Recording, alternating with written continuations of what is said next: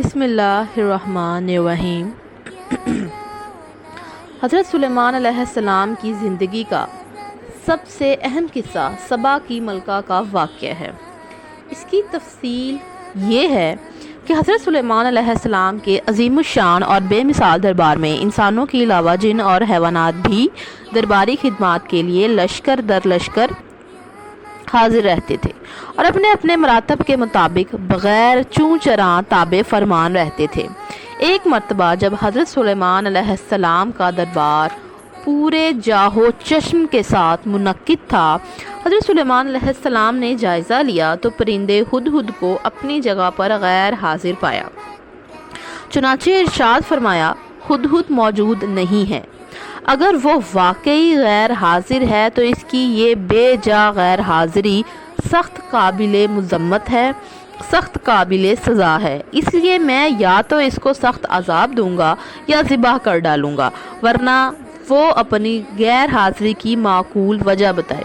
ابھی زیادہ وقفہ نہیں ہوا تھا کہ ہدہد حاضر ہو گیا تو حضرت سلیمان علیہ السلام کی باز پرس پر کہنے لگا کہ میں ایک ایسی یقینی اطلاع لایا ہوں جس کی خبر آپ کو پہلے سے نہیں ہے، وہ یہ کہ یمن کے علاقے میں سبا کی ایک ملکہ رہتی ہے۔ اللہ تعالیٰ نے اس کو سب کچھ دے رکھا ہے اور اس کی سلطنت کا تخت اپنی خاص خوبیوں کی وجہ سے عظیم الشان ہے۔ ملکہ اور اس کی قوم سورج پرست ہے اور شیطان نے ان کو گمراہ کر رکھا ہے اور وہ اللہ کی عبادت نہیں کرتی۔ حضرت سلیمان علیہ السلام نے فرمایا کہ تیرے سچ اور جھوٹ کا امتحان اب بھی ہو جائے گا۔ تو اگر سچا ہے تو میرا خط لے جا کے اس کو پہنچا دے، میرا خط لے جا کر اس کو پہنچا دے اور انتظار کر کے وہ اس کے متعلق کیا گفتگو کرتے ہیں۔ چنانچہ ایسا ہی ہوا۔ ہدہد وہ خط لے کر گیا اور اسے ملکہ کی گود میں گرایا تو اس نے اس کو پڑھا اور پھر اپنے درباریوں سے کہنے لگی کہ ابھی میرے پاس ایک معزز مکتوب آیا ہے جس میں یہ درج ہے، یہ خط سلیمان کی جانب سے اللہ کے نام سے شروع ہے جو بڑا مہربان اور رحم والا ہے۔ تم کو ہم پر سرکشی اور سر بلندی کا اظہار نہیں کرنا چاہیے اور تم میرے پاس اللہ کے فرما بردار ہو کر آؤ۔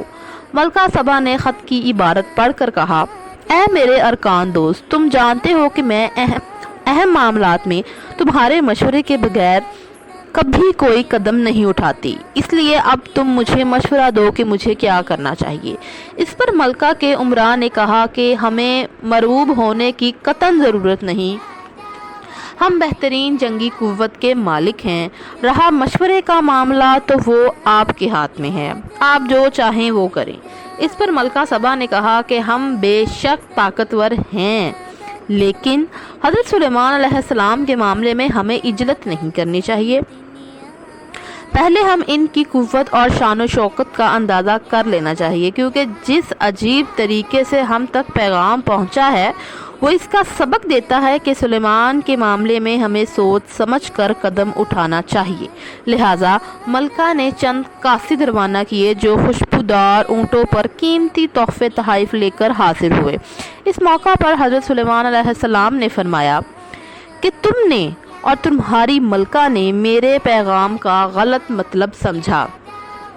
کیا تم یہ چاہتے ہو کہ ان تحائف کے ذریعے جن کو تم بیش بہا سمجھ کر بہت مسرور ہو مجھ کو پھسلائیں گے؟ حالانکہ تم دیکھ رہے ہو کہ اللہ تعالیٰ نے مجھ کو جو کچھ مرحمت فرمایا ہے، اس مقابلے میں تمہارے یہ بیش بہا تحائف قطعاً ہیچ ہیں۔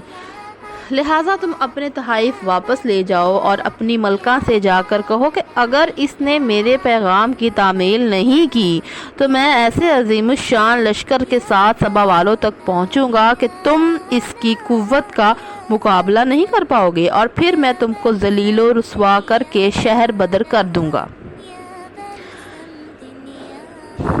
قاصدوں نے واپس جا کر ساری رودات سنائی اور ساتھ ہی حضرت سلیمان علیہ السلام کی عظمت کا ذکر کرتے ہوئے بتایا کہ ان کی حکومت انسانوں کے علاوہ جانوروں اور جنوں پر بھی ہے۔ ملکہ نے جب یہ سب سنا تو سفر شروع کر دیا اور ان کی شان و شوکت کو قبول کرنا ہی اپنے حق میں بہتر سمجھا، لیکن ابھی انہوں نے اسلام قبول نہیں کیا تھا۔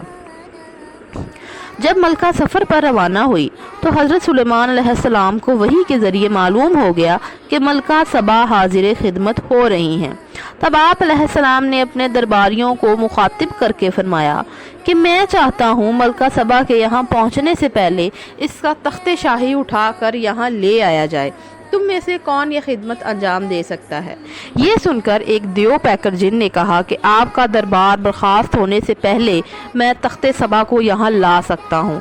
مجھ کو یہ طاقت حاصل ہے اور یہ کہ میں اس کے بیش بہا سامان کے لیے امین ہوں، ہرگز خیانت نہیں کروں گا۔ دیو پیکر جن کا یہ دعویٰ سن کر حضرت سلیمان علیہ السلام کے دربار میں موجود ایک معتمد خاص جس کا نام آصف برکھیا تھا، وزیر نے کہا میں آنکھ جھپکنے میں اس کو آپ کی خدمت میں پیش کر سکتا ہوں۔ پھر حضرت سلیمان علیہ السلام نے رخ پھیر کر دیکھا تو ملکہ سبا کا تخت موجود پایا۔ فرمانے لگے یہ میرے پروردگار کا فضل و کرم ہے، وہ مجھ کو آزماتا ہے کہ میں اس کا شکر گزار بنتا ہوں یا نافرمان، اور حقیقت تو یہ ہے کہ جو شخص اس کا شکر گزار ہوتا ہے وہ دراصل اپنی ہی ذات کو نفع پہنچاتا ہے، اور جو نافرمانی کرتا ہے سزا کا مرتکب ہوتا ہے۔ چنانچہ حضرت سلیمان نے اللہ کا شکر ادا کرنے کے بعد حکم دیا کہ ملکہ کے تخت کی ہیئت میں کوئی تبدیلی کر دی جائے۔ میں دیکھنا چاہتا ہوں کہ ملکہ سبا یہ دیکھ کر حقیقت جان پاتی ہے یا نہیں۔ چنانچہ تو ملکہ سبا حضرت سلیمان علیہ السلام کی خدمت میں پہنچ گئیں۔ جب وہ دربار میں حاضر ہوئیں تو ان سے پوچھا گیا کہ کیا تمہارا تخت ایسا ہی ہے؟ عقل مند ملکہ نے جواب دیا ایسا معلوم ہوا ہے گویا وہی ہے۔ ملکہ سبا نے ساتھ یہ بھی کہا کہ مجھ کو آپ کی بے نظیر اور عظیم قوت کا پہلے ہی سے علم ہو چکا ہے، اس لیے میں مطیع اور فرمانبردار بن کر حاضر ہوئی ہوں، اور اب تخت کا یہ محیر القول معاملہ تو آپ کی لاسانی طاقت کا تازہ مظاہرہ ہے اور ہماری اطاعت کے لیے مزید تازیانہ ہے، اس لیے ہم آپ کی خدمت میں اظہار وفاداری کرتے ہیں۔ لیکن ملکہ یہ سمجھ رہی تھی کہ ہم نے اطاعت و فرما برداری کا اعلان کر کے اپنا فرض پورا کر دیا، کیونکہ وہ حضرت سلیمان علیہ السلام کے پیغام کا درست مطلب ابھی بھی نہیں سمجھ پائی تھی اور ایمان نہیں لائی۔ اس مقصد کے لیے حضرت سلیمان علیہ السلام نے دوسرا طریقہ اختیار کیا۔ انہوں نے اس مقصد کے لیے ملکہ سبا کے لیے ایک محل تعمیر کروایا، اور یہ تعمیر انہوں نے جنوں کے ذریعے کروائی تھی۔ یہ عالی شان شیش محل آبگینہ کی چمک، قصر کی رفت، عجیب و غریب صنعت کاری کے لحاظ سے بے نظیر تھا۔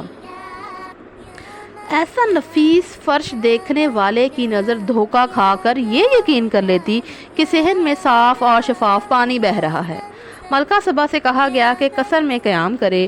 ملکہ محل میں پہنچی تو شفاف پانی بہتا ہوا پایا۔ یہ دیکھ کر ملکہ نے پانی میں اترنے کے لیے کپڑوں کو تھوڑا سا اوپر چڑھایا تو حضرت سلیمان نے بتایا کہ کپڑوں کو اوپر چڑھانے کی ضرورت نہیں، کیونکہ یہ پانی نہیں ہے، سارا کا سارا محل ان چمکتے ہوئے آبگینوں کا ہے۔ ملکہ کی عقل مندی پر یہ ایک سخت چوٹ تھی۔ اس چوٹ نے حقیقت حال سمجھنے کے لیے اس کے قوائے عقلی کو بیدار کر دیا، اور اب اس نے سمجھا کہ اس کے سامنے یہ جو بھی شاہانہ واقعات ہو رہے ہیں وہ بادشاہ کی طاقت کا مظاہرہ نہیں، بلکہ یہ معجزات ایسی ہستی کے عطا کردہ ہیں جو کل کائنات کا تنہا مالک ہے۔ اس لیے سلیمان علیہ السلام مجھ سے اپنی تابعداری کے طالب نہیں بلکہ اس یکتا ذات کی اطاعت و فرما برداری کی دعوت دے رہے ہیں، اور یہی ان کا مقصد ہے۔ ملکہ سبا کے دماغ میں یہ خیال آنا ہی تھا کہ اس نے فوراً حضرت سلیمان علیہ السلام کے سامنے ایک شرمسار اور نادم انسان کی طرح درگاہ الہی میں اقرار کیا کہ میں نے اللہ کے سوا دوسروں کی پرستش کر کے اپنے نفس پر بڑا ظلم کیا ہے، لیکن اب میں سلیمان علیہ السلام کے ساتھ ہو کر صرف ایک اللہ پر ایمان لاتی ہوں جو تمام کائنات کا پروردگار ہے۔ اس طرح ملکہ نے حضرت سلیمان علیہ السلام کے پاس پہنچ کر دین اسلام اختیار کر لیا۔